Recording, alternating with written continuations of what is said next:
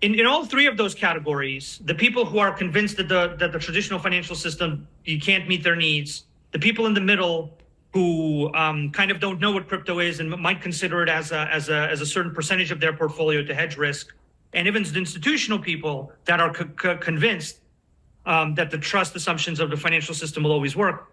I think all three of those groups will get accelerated by their own unique crisis of faith, basically. And I think that the global economy, due to a number of factors, both politically driven factors and various other factors that I'm not going to really go into here, has been driven into a state where a hard landing, in my opinion, is very, very likely. And that hard landing is synonymous with the crisis of faith that I keep discussing in this conversation. And I think the thing that someone should ask themselves is that believes in a hard landing.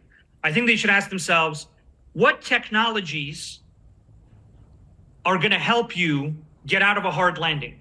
That's basically what I'm saying in a very succinct form.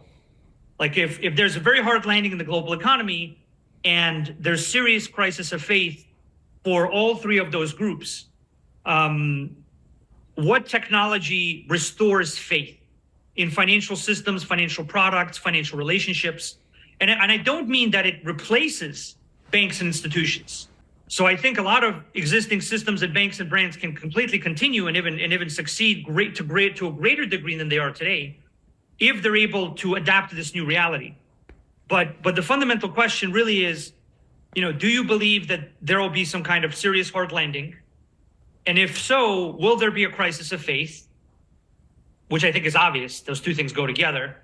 And then the question is, how will faith in the system be restored?